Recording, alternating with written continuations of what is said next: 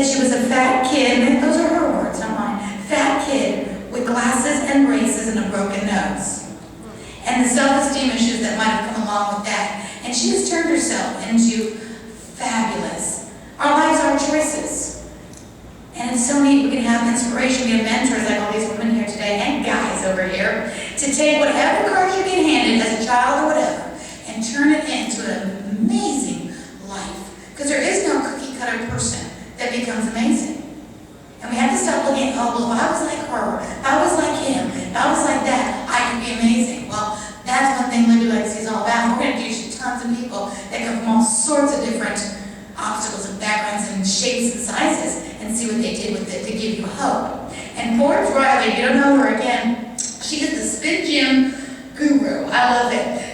She is the most amazing portable fitness spin gym. If you haven't seen it, you will before you leave today. It is now blinged out and exciting as well. She turned a product that no one wanted into a multi-million dollar enterprise. She's a life coach and CEO, celebrities.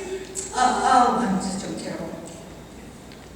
CEO celebrity, and she has the most amazing retreats for women and coaching right here in St. Petersburg, Florida. Without any further ado, the poor woman that has the wrong glasses on, Forbes Riley!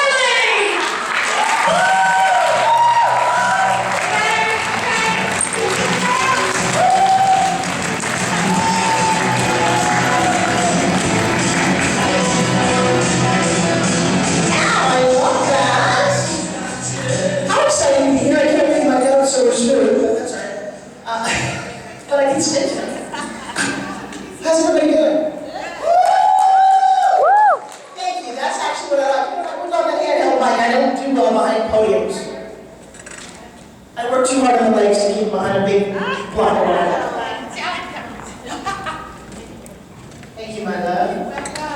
Okay, so I love what Araya had to say. I love when I walk into a room now, people go, wow, look at here.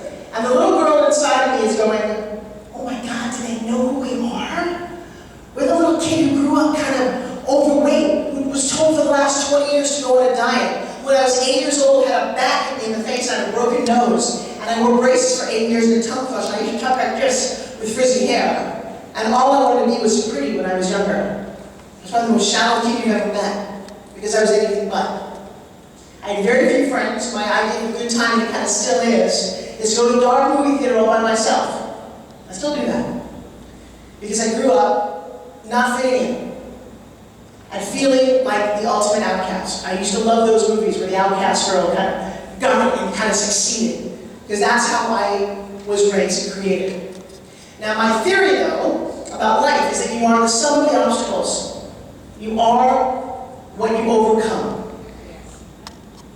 You ever meet that little pretty girl who grew up and got into that really cute one? She's screwed. Because she's going to think the world owes her something. And everyone's going to be nice to her and give her things. A little chubby kid that used to people picked on, or whatever the mal issue is that they perceive, that person becomes amazing. One of my mentors, my heroes, is a 15-year-old girl named Christine who's got cerebral palsy. And the biggest smile you've ever seen in your life. And she's every reason to be bitter and hate life because she can't move. She's to crawl on the floor. She can't go to regular school because once a month she can't get to the bathroom on a regular basis on her own. She's my hero. Because my little girl looks at her and goes, wow, you really should not be smiling and as happy as you are. So funny thing happened to Forbes Riley along the way. My dad, just when you think things can't get bad enough, my dad put his hand in a printing press when I was a teenager. And spent 3 years in the hospital. And it was funny how you look at your life and you get a chance to reflect on your own legacy. And I look back and said, how come I never went to a football game? I never really dated in high school. And I remember, because I tried to forget my high school time, because every day after school I went to visit my dad in the hospital. 15 operations.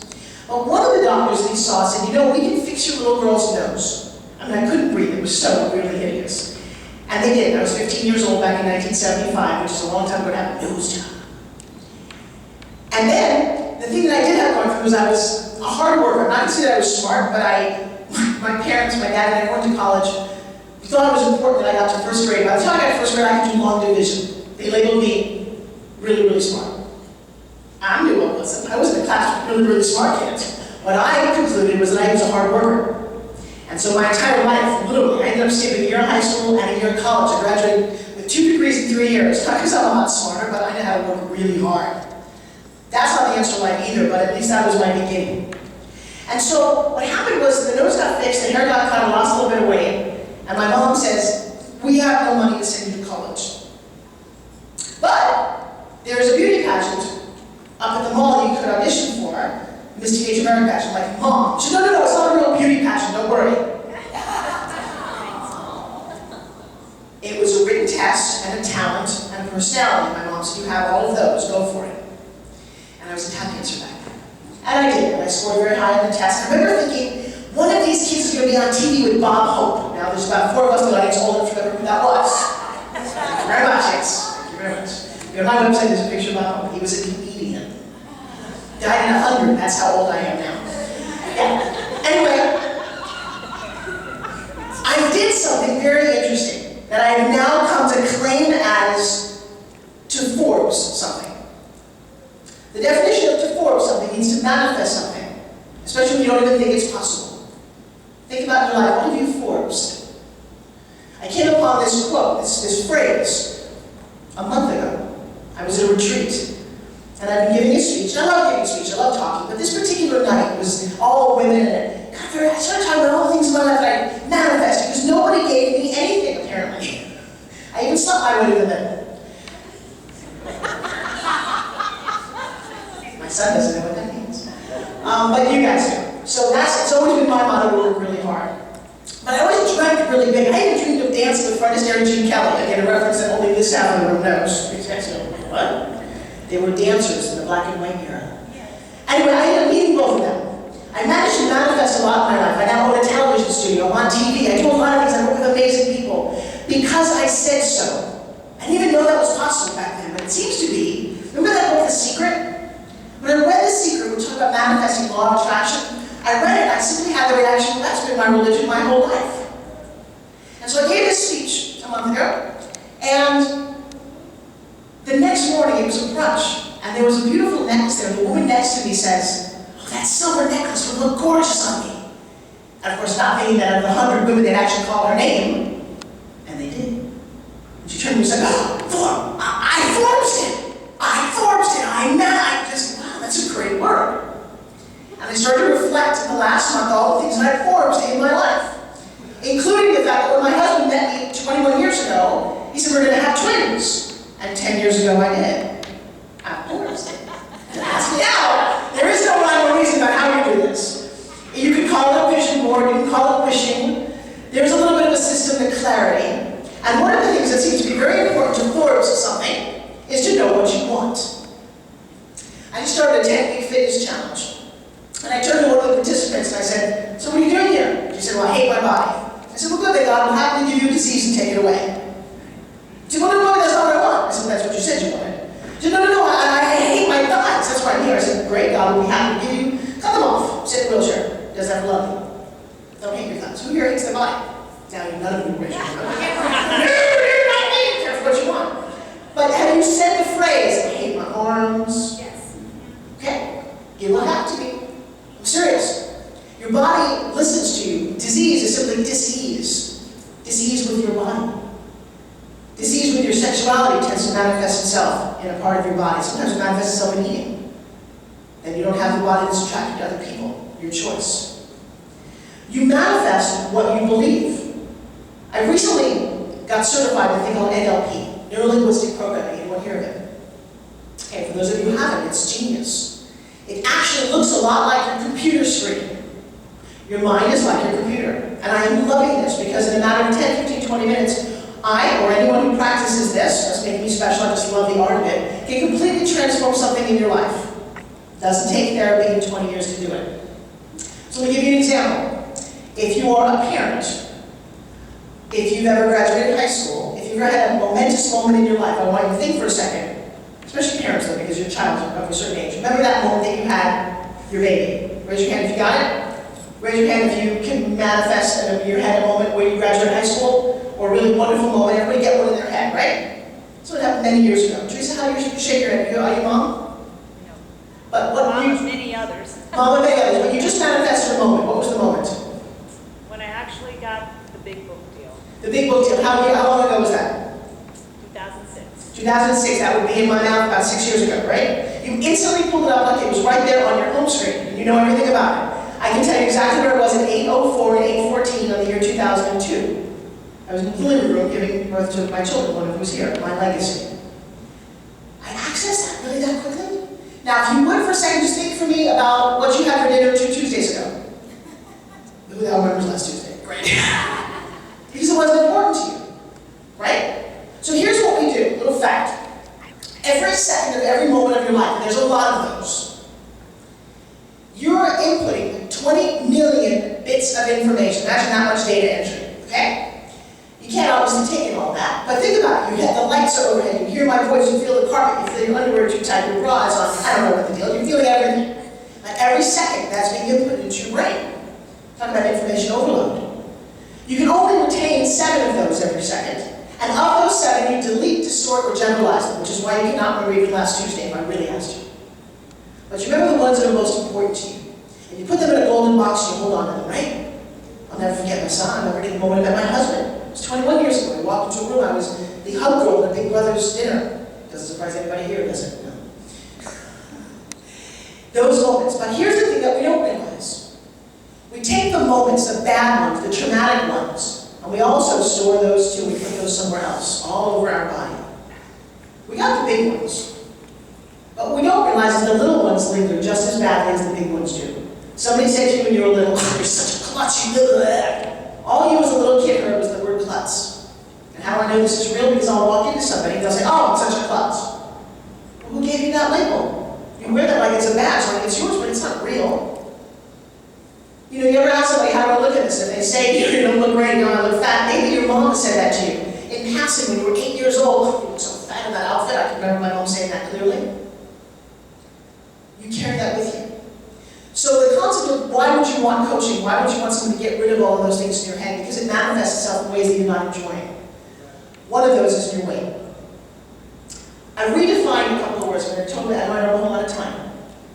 If that's interesting at all, I encourage you, I obviously work at St. Pete, to find someone who can maybe NLP some of the things out of your brain, whether it's smoking or overeating. They're easily gone. When I found this tool, I managed to clean up a lot of my own life and just live a happier legacy. Because moving forward, if you are all the things you've overcome, every time I interact with somebody, every time I talk to my children, this is what you leave behind. Okay, so a couple of things I'd like to leave with you.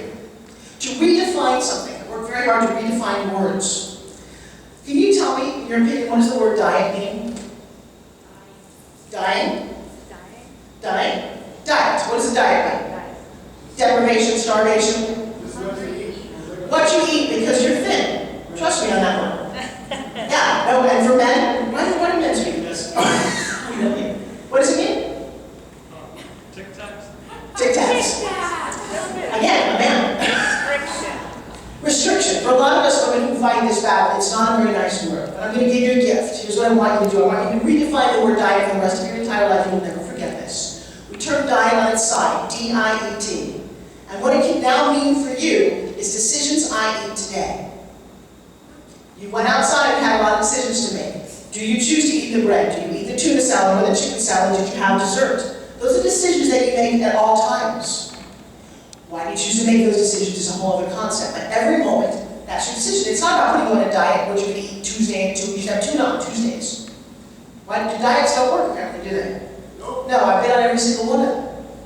But here's one of the things that does work. And I'm now on my 3rd group of people putting this through a program. Simply to write down what you eat. And because of that, one of the things that changed in my life was to create a journal. And I just created this. It's actually not on the market just yet. But I looked at journals, I mean, most of them designed by men, tiny little journals, where you took a spiral notebook, maybe like I did. I started every journal, every season of my life, started with I weigh X amount of pounds, I can't wait to lose this, I hate my body, just very long, very negative. And I said, you know what, I don't want just a spiral down book. I want on the left side a place to write the food that I eat. And on the right side, I want very innovative places to do an exercise. Because this journal is called, it's a journal for what you eat, that's great, but also for what's eating you. And as somebody who now wears a size 2, and by the way, I probably look okay for 30, or look for 40, but how do I look for 52? And a 52-year-old mother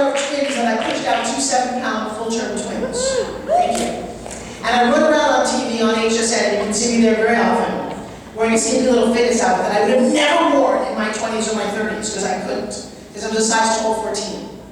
How did I unlock those secrets? That's part of what I coach about, what I talk about. And I love hanging out with people like Araya and Teresa, and people who get it, who share this information, because I think so many people are sitting there in pain. This last group that I did, it's a weight loss challenge. I advertised. People who want to lose between 50 pounds in 10 weeks. And every one of the people that showed up, in my mind, apparently was broken. Araya, it broke my heart, but half of the people had been molested. I didn't ask the people who had been molested. One woman walked in, her husband had been murdered. And she saw it was a botched robbery 5 years ago. Another, when her husband walked out the door, said, "You're fat and ugly, you're only good for sex, and you'll never amount to anything." And she put on 100 pounds based on that one sentence that he told her. She took that and that NLP and she stuck it somewhere and ate over it. Every one of them had an issue. They chose to work on overcoming those issues. So it's a journal for what you eat and for what's eating you. Now, I'm not a big fan, you know what's funny, I did a thing. We're all in business here, yeah? Some kind of business. I did a radio show the other day. It was a group radio show. And one of the women said to me, "What's a Slim Jim?" And if you want to know what this is, I'll be doing a breakout session. I think I've created one of the all-time most amazing handheld fitness products in the world. And I go on television. By the way, this is something I didn't create. This is created by somebody in China 2,000 years ago, based on the concept of inertia. And then it was kind of an office toy over in England. And the company kind of run its course. And they didn't really know what to do with it, and I bumped into them. And I was in a mode looking to brand my own products. And I said, "Oh my God, when I touch this, I get this. I'm a licensed massage therapist, I've been a Broadway dancer, I've been fighting my weight my whole life, and I've been a martial artist for 30 years. Oh my God, man, I can punch and kick with this, and maybe get my big flapping arms to look like this." It was all fantasy 3.5 years ago. I'm going to call it a Slim Jim, I'm going to sell it in the United States, and there are millions of people. And the guy said, "Good luck." And he did. He gave me the rights to it for a very tiny amount of money because he didn't want it. I came here, got a TV show called Pitchman with Billy Mays and Anthony Sullivan, and they pretty much said, "You're nuts." We worked on an infomercial, it didn't work, and they handed it back to me, made me cry on national television. 3 years later, on my own, mortgaging my house, talking about this every chance I get, and believing, and now watching people transform their lives. I sit on top of a multi-million-dollar business, and HSN I go on every month, and I sell about 10,000 of them. I just had a miracle happen. They just put an order for January 28th, and I would love you to put this in your phones, your date books, wherever, and call into HSN on January 28th. It's a Monday, 2013. They ordered 75,000 Slim Jims that I will sell in 24 hours.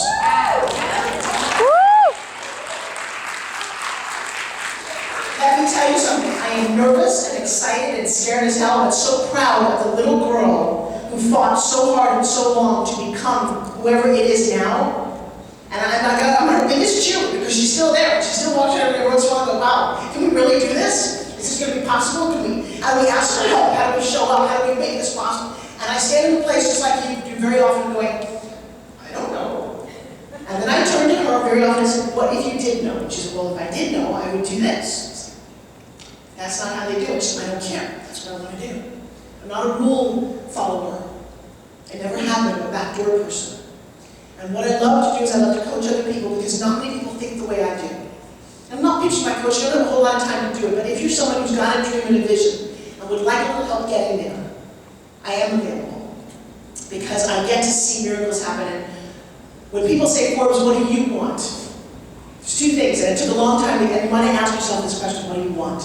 You want fame? Well, no, because that means people bother you in a restaurant like paparazzi. "Oh, I want a lot of money." Really? Money's just a number in a bank account. You want free time? Well, no, because time is actually free when you think about it. What do you want? And when I finally did this exercise long and hard enough on my own, I came up with two things, and I'll leave you with this.